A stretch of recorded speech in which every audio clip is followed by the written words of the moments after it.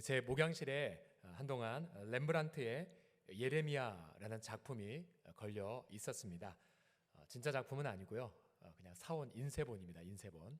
작품 제목은 예루살렘의 파괴를 슬퍼하는 예레미야인데요.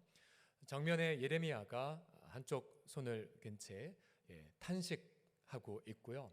아마 여러분 눈에 잘 보이지 않겠지만 오른쪽 중간에 보시게 되면 예루살렘이 지금 불타고 있고요. 또 그 앞에 두 눈을 가린 채 탄식하는, 아마 두 눈이 뽑혀서 그렇게 고통하는 시디기야 왕을 그린 것 같습니다. 그리고 바벨론 병사들이 횃불과 칼을 든 채 예루살렘을 함락하는 장면이 저 멀리 보이고 있습니다. 아마 여러분 지난주에 예레미야서를 통독하셨겠지만 바로 예레미야의 그 마음을 아주 잘 담은 명작이죠. 예레미야는 무려 40년 동안 복음을 증거했지만 그러나 열매는 하나도 없었습니다. 오히려 자신의 동족과 또 성전이 불타고 포로로 끌려가는 걸 마주할 수밖에 없었죠. 아마 여러분이 예레미야서를 읽다 보면 우리 전문가들도 예레미야서는 읽기가 어렵다라는 말을 함을 통해 우리 예레미야를 읽다가 조금 위로를 받기도 합니다. 예레미야서를 읽는 중요한 하나의 중심축이 있는데요. 그것은 바로 예레미야가 어떠한 감정을 느끼는지를 추적하는 것을 통해서입니다. 가령 예레미야가 계속해서 심판의 말씀을 전하자 예레미야의 마음을 이렇게 기록에 남기죠. 예레미야 8장 18절에 보시게 되면 이런 표현을 썼어요. 슬프다 나의 근심이여. 어떻게 위로를 받을 수 있을까? 내 마음이 병들었구나. 또 9장 1절에 보시게 되면 어찌하면 내 머리는 물이 되고 내 눈은 눈물 근원이 들고 중입을 당한 딸 내 백성을 위하여 주야로 올리로다. 얼마나 선지자의 심령이 괴로웠는지 우리가 알 수가 있죠. 왜냐하면 사명에서 말씀을 전했지만 그 말씀의 내용은 예루살렘 백성들이 칼이나 기근이나 전염병으로 죽는다는 메시지였거든요. 바벨론 침공할 것이고 너희 항복하지 않으면 다 죽는다라는 메시지였거든요. 그래서 예레미야는 끊임없이 동족들에게, 심지어 같은 고향 사람들에게도 살해 협박을 받을 정도였습니다. 그러니 예레미야가 하나님 앞에 원망을 했죠. 4장 10절에 보시면 내가 이르되 슬프도소이다 주 여호와여 주께서 진실로 이 백성과 예루살렘을 크게 속이셨나이까. 아마 여러분 중에 어떤 누구도 하나님 저 속이셨어요? 라고 기도하신 분은 없으실 것 같습니다. 근데 선지자 예레미야는 하도 심판만 전하니까 하나님 저를 속이셨습니까? 심지어 다른 본문에 보면 하나님은 속이는 시냇물과 같습니다 라고 원망했답니다. 마침내 예레미야는 너무 낙담을 했고요. 그래서 자기가 왜 지금 사는지 후회까지 고백을 할 정도죠. 예레미야 20장 18절에 보시면 어찌하여 내가 태에서 나와서 고생과 슬픔을 보며 나의 날을 부끄러움으로 보내는고 라고 후회합니다. 우리가 이런 선지자의 심경을 묵상해 보면 이렇게 간단하게 정리할 수 있죠. 눈물의 수고를 수십 년간 했지만 오히려 상황은 악화되었던 선지자. 아마 저와 여러분도 그러한 기도 제목들 아주 많으실 것입니다. 열심히 기도했는데, 열심히 봉사했는데, 또 열심히 인내했는데 오히려 우리의 기도 제목은 더 악화되고 더 수치나 더 파멸로 가는 것, 여러분 종종 보지 않습니까? 이스라엘 백성들이 겪는 최악의 아픔은 바로 포로로 끌려가는 것이었습니다. 우리 잠시 지도를 보시게 되면 기원전 597년에 바벨론 왕 느부갓네살은 예루살렘에서 왕과 왕비와 왕의 엄마와 또 1만 명의 용사들 그리고 엘리트들을 다 사로잡아 갑니다. 이 당시가 2차 포로에 해당이 되죠. 그보다 앞서 기원전 605년엔 여호야김과 또 이때 10대 청소년이었던 다니엘도 끌려갑니다. 이때가 605년. 예레미야는 바로 그 앞전인 요시야 왕 13년, 기원전 627년부터 말씀을 전했죠. 그러니 예레미야 입장에서 보면 그렇게 오랫동안 20년, 30년, 40년 설교했지만 백성들은 하나도 회개 안 하고 오히려 예루살렘 멸망을 3번이나 목격했다는 사실이죠. 오늘 본문은 저 포로로 끌려가서다가 생존해서 살아남은 분들, 그러니까 모든 것 잃고 가족 잃고 만신창이가 된 포로들을 향해 하나님이 주시는 말씀이었습니다. 근데 놀랍게도 사실 이 포로들 비참하기에 미래를 꿈꿀 수 없고 어떠한 소망도 꿈꿀 수 없는데도 불구하고 하나님이 이들에게 놀라운 소망과 위로의 말씀을 주기 시작합니다. 이러한 눈물의 재난의 극치 속에서 하나님이 이들에게 주시고자 하는 것, 또 우리도 마찬가지죠. 눈물의 많은 수고를 통해 있었지만 하나님이 우리 가운데 주시고자 하는 선물들이 있습니다. 첫 번째로 눈물의 재난 넘어 무엇이 기다리고 있냐면요, 함께 따라해 주십시오. 샬롬의 계획이 있습니다라고요. 시작. 샬롬의 계획입니다. 샬롬. 발음 잘 하셔야 됩니다. 살롬이라고 하시면 안 되고요. 샬롬이라고 하셔야 됩니다. 다 같이 따라 하시겠어요? 샬롬. 시작. 샬롬. 히브리 말로 평안이라는 뜻인데요. 지금 이스라엘은 재난의 극치를 경험하고 있는데 11절에 보면 주님이 이러한 말씀을 들려주십니다. 11절 같이 읽겠습니다. 시작. 여호와의 말씀이니라 너희를 향한 나의 생각을 내가 아나니 평안이요 재앙이 아니니라 너희에게 미래와 희망을 주는 것이니라. 만약 포로 입장에서 저 말씀을 들었다면 얼마나 낙담했을까요? 왜냐하면 지금 본인들은 재앙을 겪고 있잖아요. 재앙. 그런데 하나님 말씀하세요. 너희를 향한 나의 생각, 나의 계획, 내가 인도하고 있어. 그런데 너희 지금 재앙이 아니야. 하나님 지금 재앙인데요? 재앙 아니라니까? 오히려 너희에게 평안을 주고 있어. 그리고 너희에게 미래와 희망을 주고 있단다. 아마 이해할 수가 없는 말씀이었을 거예요. 근데 여기서 말한 이 평안이란 말의 뜻, 앞서 히브리 말로 샬롬이라고 말씀드렸는데요. 이 샬롬의 원래의 뜻은 이것입니다. 그냥 감정이 평안한 것, 염려 없는 것. 자, 이것은 두 번째, 세 번째 뜻이고요. 원래 이 샬롬의 뜻이 무엇이냐면 관계가 화평하게 되었다라는 뜻이에요. 예전엔 원수지간이었는데 이제는 원수를 만들었던 문제가 해결되고 둘이 이제 친하게 된 것. 우선 하나님과 우리 사이에 원수된 것이 해결된 것, 또 사람과 사람 사이의 문제가 해결된 것. 이것이 바로 샬롬입니다. 샬롬. 그렇다면 이 포로들은 재앙을 겪고 있지만 왜 하나님이 샬롬이라고 말씀하셨을까요? 바로 하나님과의 관계에 있어서 중요한 변화가 있음을 암시한 것 아니겠습니까? 12절을 보시면 이 샬롬의 뜻이 명확해집니다. 12절 보십시오. 자, 포로로 끌려간 백성들을 향해 주님이 약속하고 계세요. 너희가 비록 바벨론 땅에 있어도 내게 부르짖으면, 그 다음 뭐라고 말씀하십니까? 내게 와서 기도하면 내가 너희들의 기도를 어떻게 하신다고요? 들으실 것이래요. 여러분 보세요. 우리야 뭐 듣나 보지 라고 했겠지만 예레미야서를 1장부터 들었던 청중들은, 이스라엘 백성들은 듣는 단어 저 말 앞에 와르르 눈물을 흘렸을 거예요. 왠지 아십니까? 하나님은 선지자 예레미야에게 반복해서 이 말씀하셨어요. 예레미야, 더 이상 이 백성 위해 기도하지 마. 나는 듣지 않을 거거든. 듣지 않겠다고 말씀하신 하나님이 이제 포로로 끌려간 백성들의 기도를 들으신다고 말씀하신 거예요.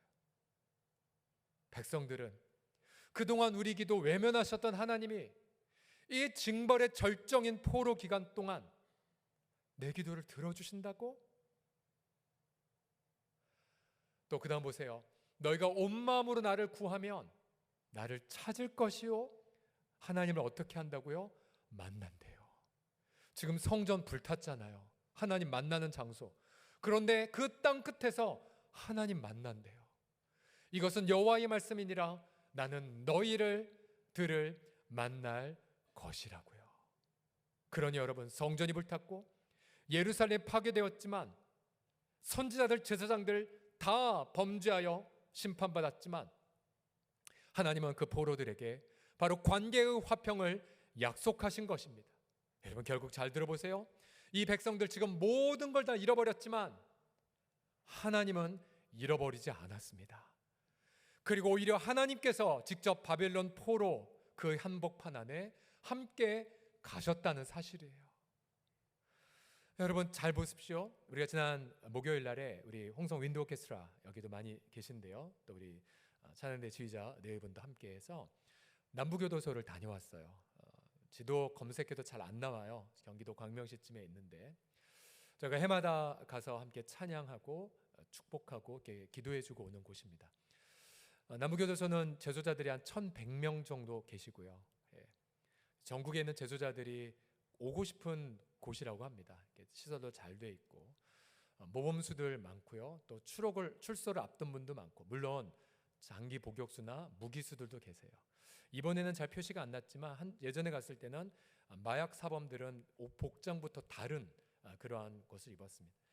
얘는 처음 가보시면 굉장히 충격을 받습니다. 왜냐하면 너무 선량하게 생겨셨거든요. 이번 목요일에도 약 350분의 제소자들이 참석하셨어요. 거기에 보면 젊은 청년들 있고요. 우리가 그토록 사모하는 3040 다 거기 있어요. 물론 시니어들도 있고 휠체어 탄 어르신들도 계세요. 그러나 어느 예배와 똑같이 성가대 찬양으로 시작하고요. 제소자들 우렁차게 아멘으로 응답하고요. 박수치며 찬양하고요.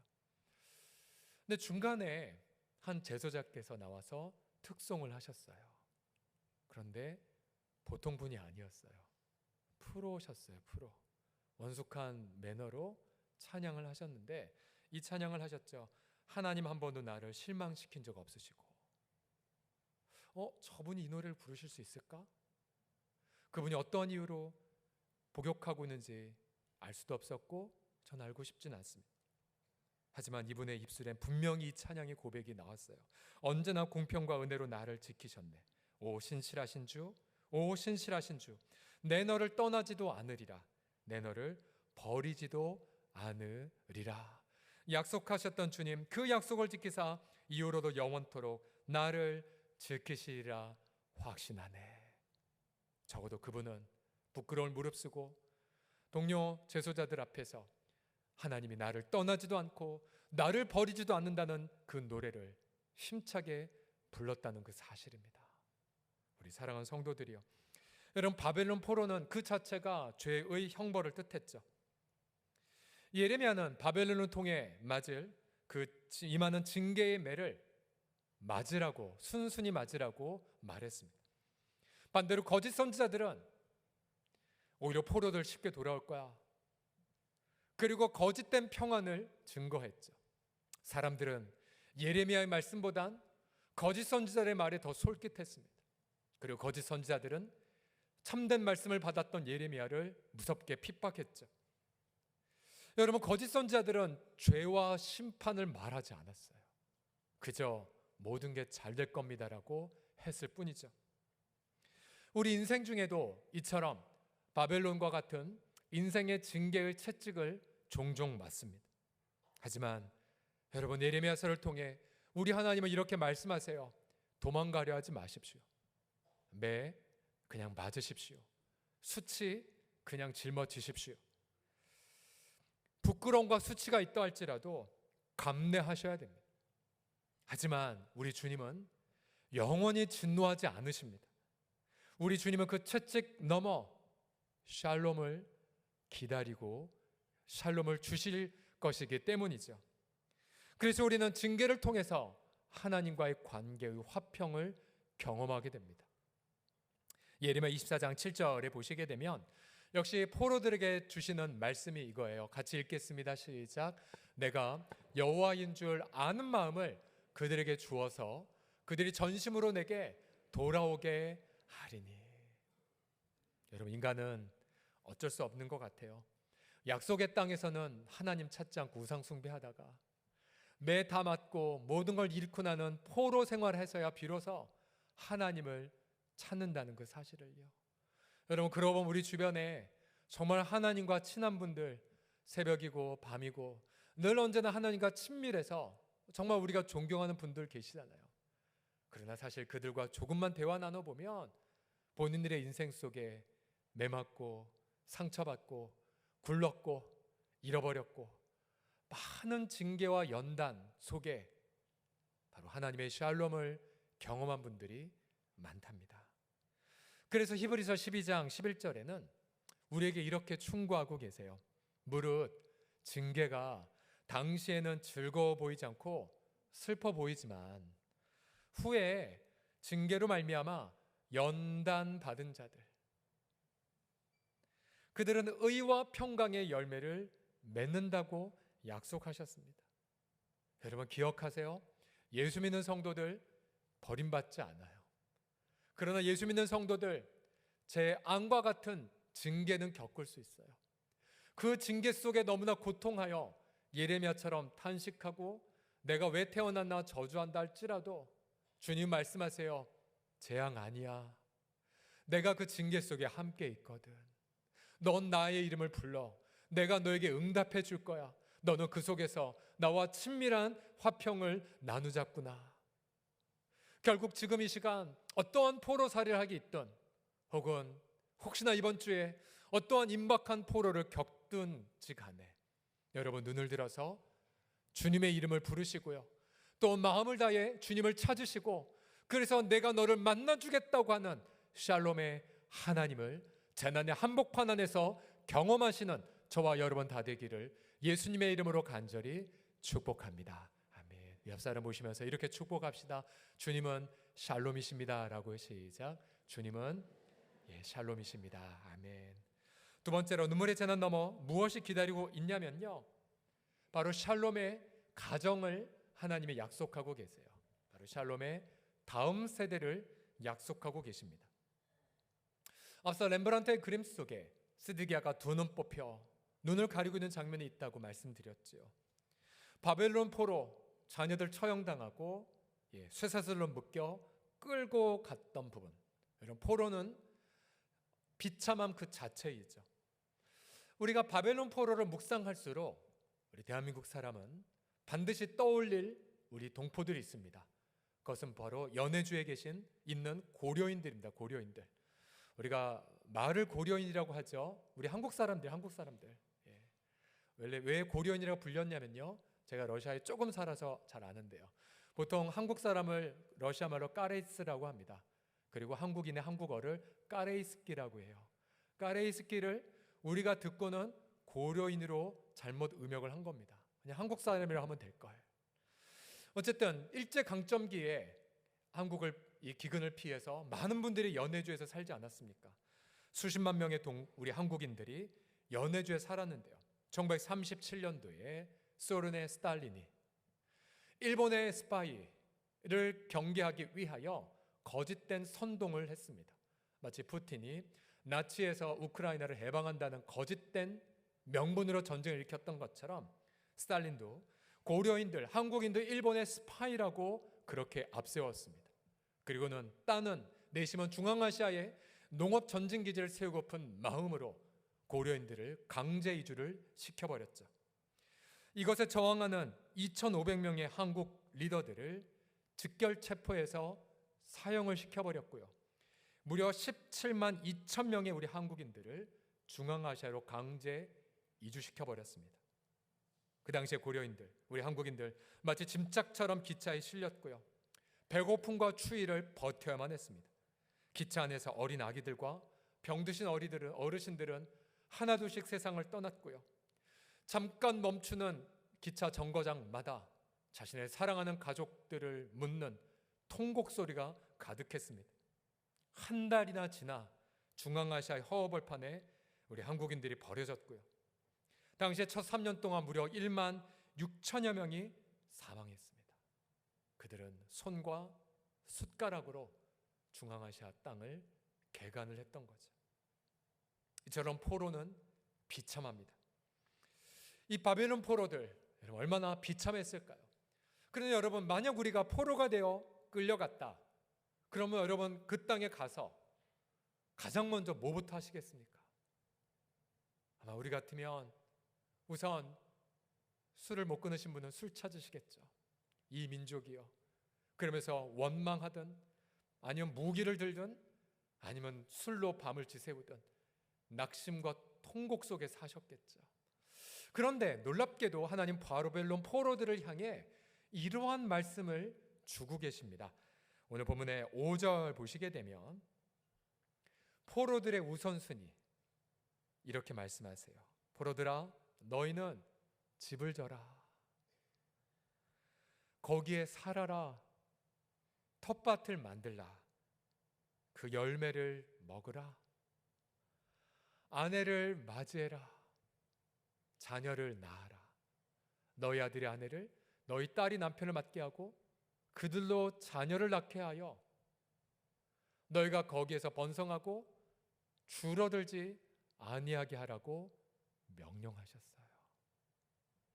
아무것도 없던 포로들에게 결혼하고 자녀를 낳았고 자녀들을 또 자녀를 낳도록 이루라고 약속하셨어요.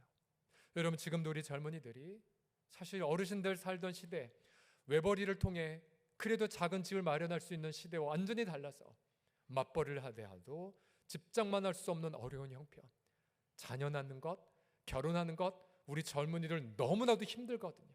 그들에게 노력 얘기할 수 없어요. 왜냐? 우리 기성세대가 불의한 구조를 물려줬기 때문에요. 그런데 이 바빌론 포로들은 불의한 구조보다 100만 배 더 힘든 구조 속에서도 주님 말씀하세요. 결혼해, 자녀 낳아, 자녀 낳아. 여러분, 왜 포로들에게 이처럼 가정을 강조하신 줄 아십니까? 여러분, 이 가정은요, 하나님이 바로 샬롬의 언약을 주시는 기본 단위가 되기 때문에 그래요. 예를 들어서 하나님이 아브라함을 불러 네가 너와 내 후손에 하나님이 되어줄 거야, 내가 너와 내 후손을 열방의 복이 되게 해줄 거야 약속하셨을 때 하나님은 아브라함의 가문에 약속하셨어요. 다윗을 불러 내가 너와 너의 후손을 통해 내 백성을 다스리게 하리라, 역시 약속도 다윗의 가문에 주셨어요. 하나님은 모든 걸 잃어버렸지만 포로들이 가정을 이루고 또 그들의 다음 세대를 세워서 하나님의 회복의 언약을 누리고 이어주고 나눌 것을 말씀하신 것이었습니다. 아무리 힘든 상황이랄지라도 가장 우선순위가 결혼이고 자녀를 낳는 것이고 가정을 아름답게 가꾸어가는 것임을 우리 하나님은 힘차게 말씀하신 것입니다. 여러분, 가정이 병약해지면, 그래서 여러분 하나님은 이 땅에 교회를 세워주셨죠. 건강한 교회의 특징이 무엇입니까? 가정을 건강하게 세우는 교회입니다. 바로 그 가정 안에 건강하게 하나님을 경외하게 만들고 하나님의 언약을 붙잡게 만들고 그들이 자녀들을 혹은 영적 자녀들을 낳아서 이 세상에 하나님의 화평의 언약을 물려주도록 가정을 돕는 것이 바로 건강한 교회의 사명임을 믿습니다. 바로 가정과 교회. 그래서 주님은 예레미야 31장 17절에 이렇게 약속하셨지요. 같이 읽어봅시다. 시작. 너의 장래에 소망이 있을 것이라, 너의 자녀가 자기들의 지경으로 돌아오리라, 여호와의 말씀이니라. 아멘. 포로들은 미래가 없고 소망이 없었지만 하나님은 미래가 있단다, 소망이 있을 거야. 근데 그 미래와 소망 속에 하나님을 경외하는 자녀들이 있다라는 사실을 여러분 명심하셔야 됩니다. 안타깝게도 우리 한국은 인구 감소를 넘어 인구 절벽의 시대에 들어가고 있죠. 갈수록 우리 자녀들이 줄어드는 이 나라. 그런데 또 한편에서는 여러분, 요즘 사회적 이슈 중에 하나가 무엇입니까? 바로 이른바 사라진 아기에 대한 거죠. 병원에 가면 출산 기록 있어요. 동사무소 가면 출생 신고가 안 돼 있는 아이들. 최근 몇 년 사이에 이 사라진 아기들의 숫자가 2123명. 전수조사를 해보니 그 중에 무려 249명이 이미 사망되어 있고, 그리고 더 조사해보니 7명은 학대와 방치로 살해당한 아기들입니다. 앞으로 얼마나 더 영유아 살해 사건이 드러날지 모릅니다. 결국 이 땅, 이 대한민국 땅 안에서 너무나 소중한 아이들의 피가 이 땅에 쏟아지고 있어요. 여러분, 이 죄값을 우리가 어찌 감당할 수 있단 말입니까? 여러분, 결국 예수님의 피로 언약 공동체를 이룬 교회, 그래서 여러분, 교회는 그 모든 것들을 다 정리한다 하더라도 가정을 우선순위로 해야 되고요, 또한 교회의 모든 에너지를 모아서 우리 다음 세대들을 언약의 후사로 세우는 데에 최선을, 헌신을 다해야 됩니다.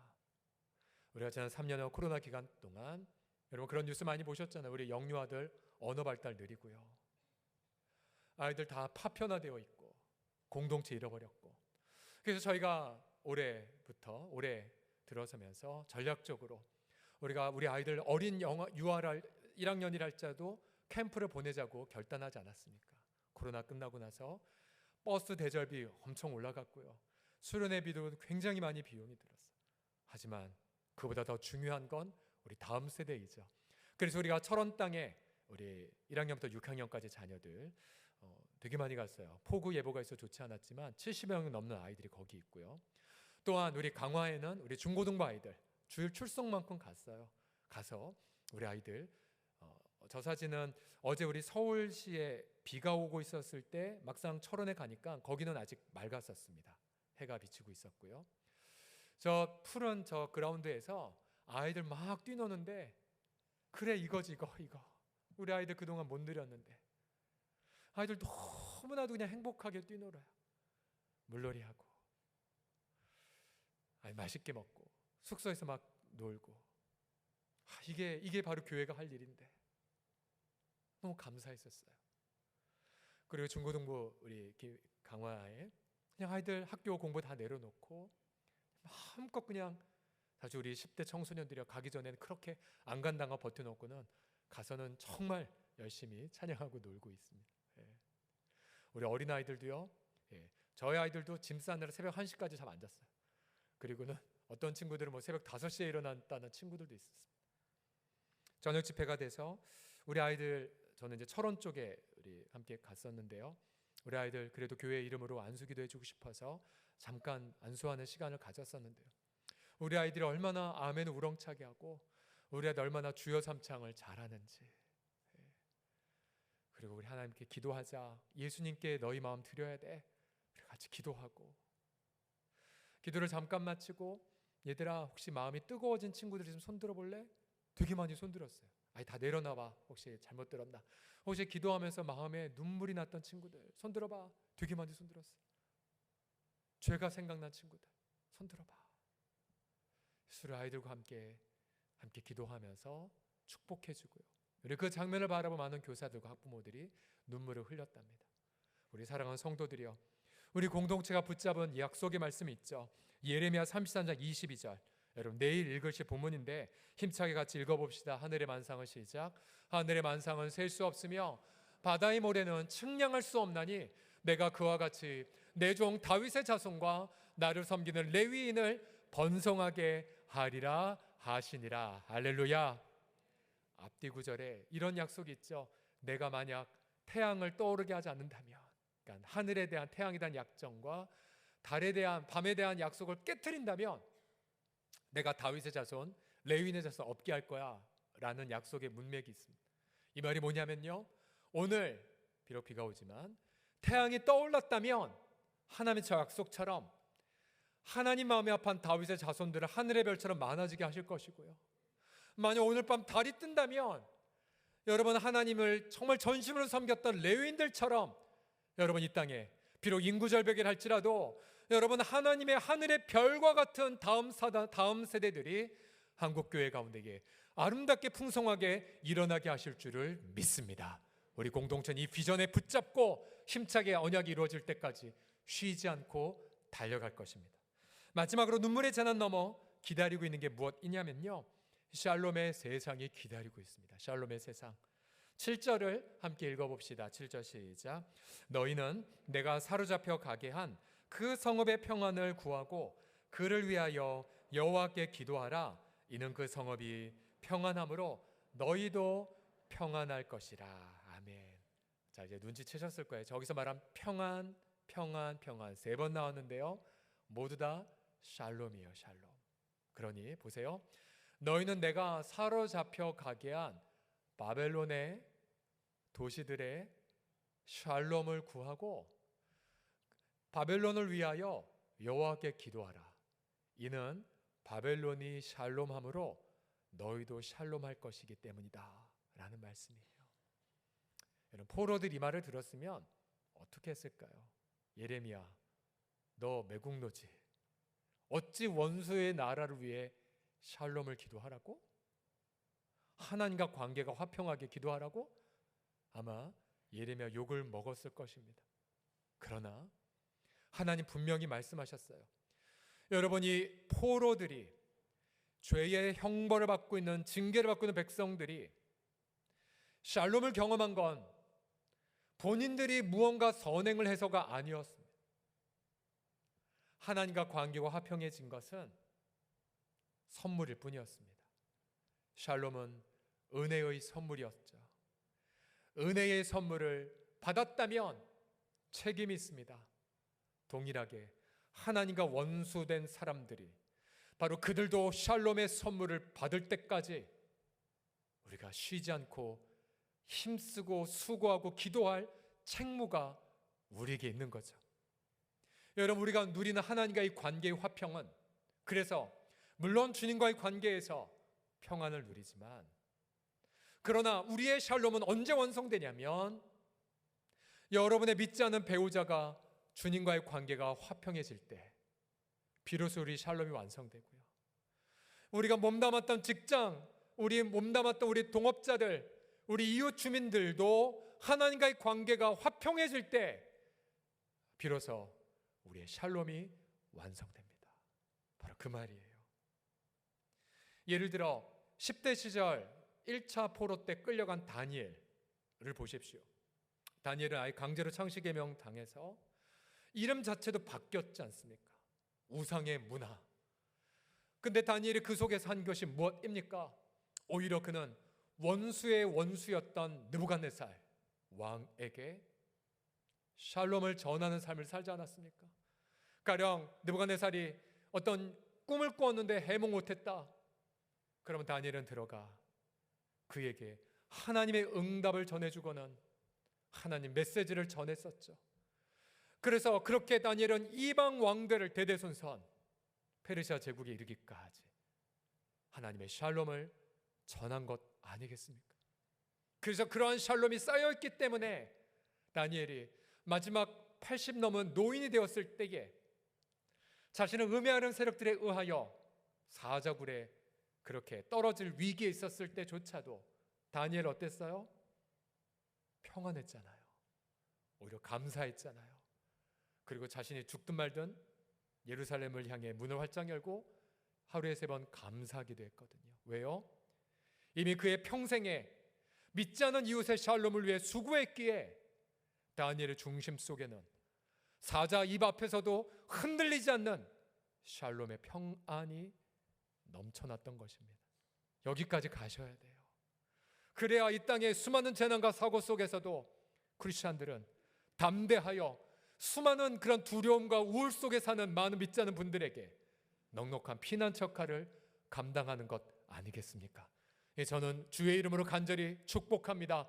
세상의 샬롬을 위해 수고함을 통해서 어떠한 세상에서도 흔들리지 않는 놀라운 샬롬의 평강을 충만히 만끽하며 누리시기를 예수님의 이름으로 간절히 축복합니다. 먼 훗날 로마 제국에 네로 황제의 핍박을 받고 있던 사도 바울도 그래서 자신의 제자 디모데에게 이렇게 권면하지 않았습니까? 디모데전서 2장 1에 4절 보시면 그러므로 내가 첫째로 권하노니 모든 사람을 위하여 간구와 기도와 도구와 감사를 해라. 임금들과 네로 황제를 위해서도 그리고 높은 지위에 있는 모든 사람을 위하여 간구와 기도와 도구와 감사를 해라. 바로 이러한 삶을 통해 우리가 모든 경건과 단정함으로 고요하고 어떠한 생활이요? 평안한 생활, 샬롬의 생활을 할 것이다라고요. 그래서 로마 제국 때 크리스천들이 원형 경기장에 끌려가 고문당하고 짐승에게 물어 뜯겼었지만 로마 귀족들이 경악을 했던 장면이 무엇이었습니까?